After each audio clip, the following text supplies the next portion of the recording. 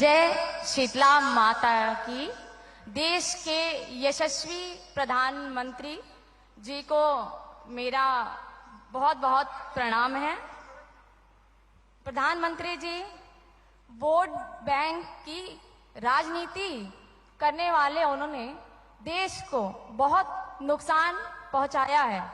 जैसे ही मोदी जी बड़ा काम देश के लिए करते हैं, इनका विरोध का नारा 7वें आसमान पे पहुंच जाता है। पहले हमने देखा था कि ये सभी 3 तलाक का बहुत विरोध कर रहे थे और अब यूनिफॉर्म सिविल कोड का विरोध कर रहे हैं, जिससे हमारे जो मुस्लिम भाई बहन हैं उनको काफी भ्रम हो रहा है और वे सब भ्रमित हो जा रहे हैं। कैसे इनको हम समझाएं? कृपया अपना मार्गदर्शन प्रदान करें। एक तो मैं आपको बधाई देता हूं, आपने ये सवाल पूछा। इस सवाल से मैं पूरा विश्वास से कह सकता हूं कि आप जमीन से जुड़ी हुई कार्यकर्ता हैं, लोगों के बीच रह करके लोगों के सुख दुख को जानने वाली बहन है आप, और इसलिए मैं पहले तो आपको बधाई देता हूं। देखिए, मुझे लगता है, यानी देखिए, हमें थोड़ा अध्ययन करना चाहिए। मुझे लगता है कि जो भी 3 तलाक के पक्ष में बातें करते हैं, 3 तलाक की वकालत करते हैं, ये वोट बैंक भूखे लोग मुस्लिम बेटियों के साथ बहुत बड़ा अन्याय कर रहे हैं।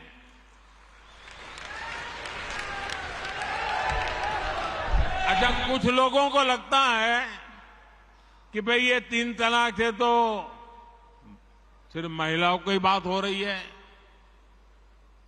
3 तलाक से जो नुकसान होता है ना, वो सिर्फ बेटियों को होता है ऐसा नहीं है, उसका दायरा उससे भी बड़ा है। आप सोचिए,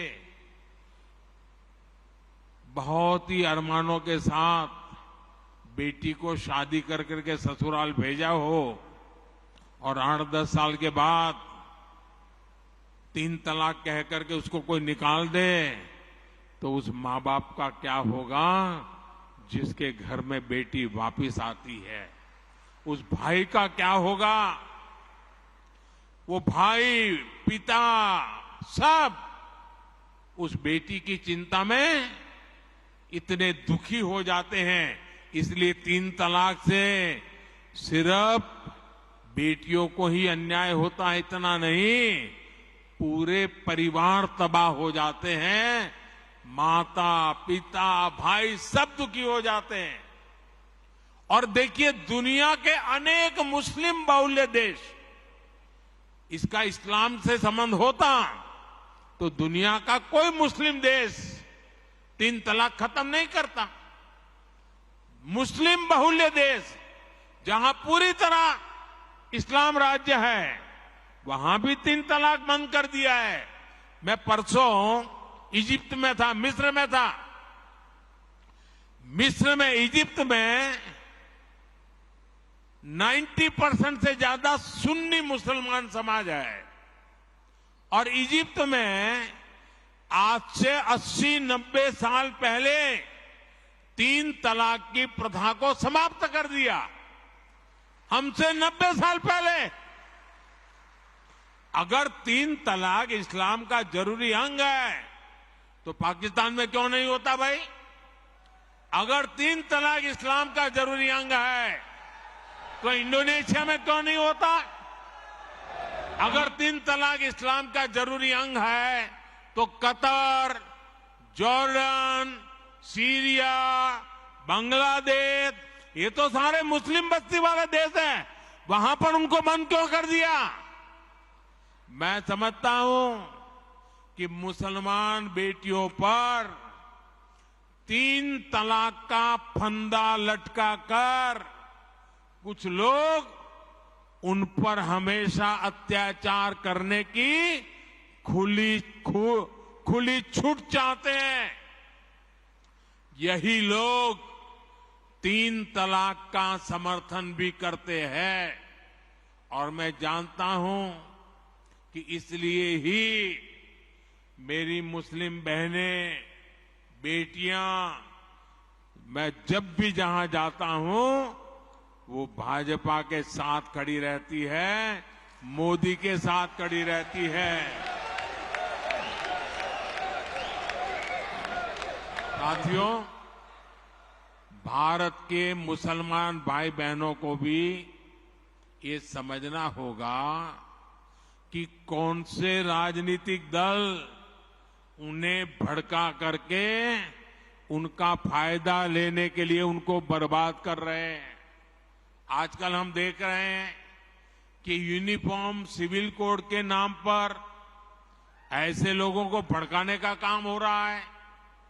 आप मुझे बताइए, एक घर में परिवार के एक सदस्य के लिए एक कानून हो, परिवार के दूसरे सदस्य के लिए दूसरा कानून हो, तो क्या वो घर चल पाएगा क्या? कभी भी चल पाएगा क्या? फिर ऐसी दोहरी व्यवस्था से देश कैसे चल पाएगा? हमें याद रखना है कि भारत के संविधान में भी नागरिकों के समान अधिकार की बात कही गई है।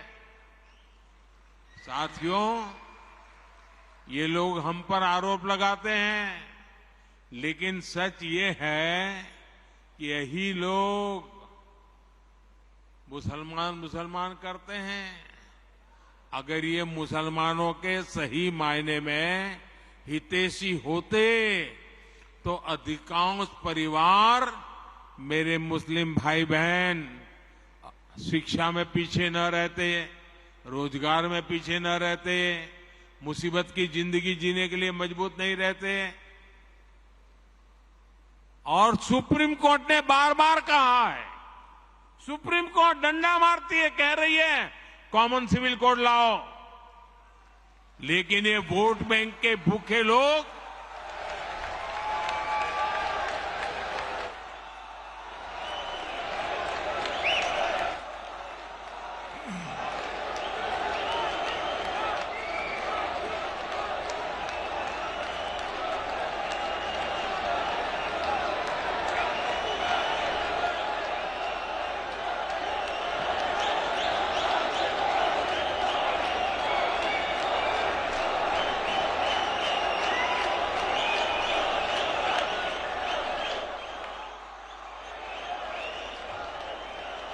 अच्छा, मैं आपको एक और बात बताना चाहता हूं।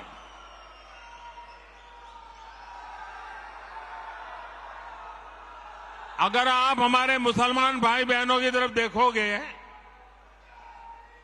और मैं देखता हूं कि जो हमारे पसमानदा मुसलमान भाई बहन हैं, ये वोट बैंक की राजनीति करने वालों ने हमारे जो पसमानदा मुसलमान भाई बहन हैं, उनका तो जीना भी मुश्किल करके रखा हुआ है। वो तो तबाह हो गए, उनको कोई फायदा नहीं मिला है। वे कष्ट में गुजारा करते हैं, उनकी आवाज सुनने के लिए कोई तैयार नहीं है। उनके ही धर्म के एक वर्ग ने पसमानदा मुसलमानों का इतना शोषण किया है, लेकिन इसके ऊपर कभी देश में चर्चा नहीं हुई। जो पसमानदा मुसलमान है, उन्हें आज भी बराबरी का हक नहीं मिलता, उन्हें नीचा और अछूत समझा जाता है। इसी समाज में, मैं मुसलमान समाज की बात कर रहा हूं, मुसलमान भाइयों में जो हमारे पसमानदा भाई बहन हैं, जो पिछड़े हुए हैं, मैं उनकी बात करता हूं।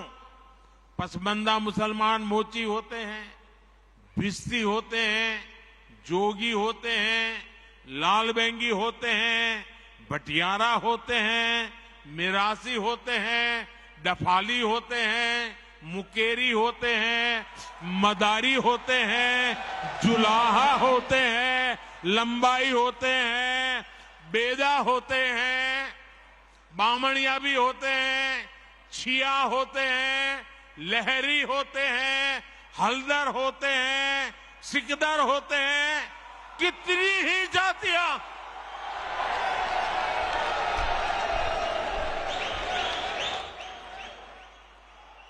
ये सब इतने पिछड़े रहे हैं, इनके साथ इतना भेदभाव हुआ है।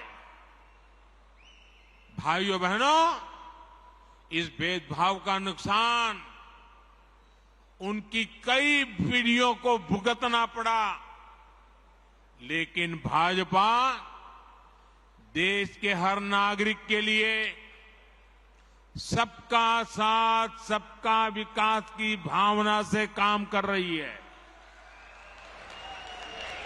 आयुष्मान भारत योजना ने उन्हें भी स्वास्थ्य सुविधा का हक दिया है। पीएम आवास योजना के तहत उन्हें भी अपना पक्का घर मिल रहा है। बीजेपी के कार्यकर्ता जब इन तथ्यों और तर्कों के साथ मुसलमान भाई बहनों के पास जाएंगे तो उन्हें ज्यादा बेहतर तरीके से समझाएंगे और उनका भ्रम भी दूर होगा। और इसलिए आपने जो सवाल मुझे बहन जी पूछा है, बड़े विश्वास के साथ जाइए और उनके सुख दुख दूर करने में, उनकी कठिनाइयों को दूर करने में एक कार्यकर्ता के नाते समानता का भाव से आप प्रयास कीजिए। जरूर वो आपकी बात मानेंगे, समझेंगे भी।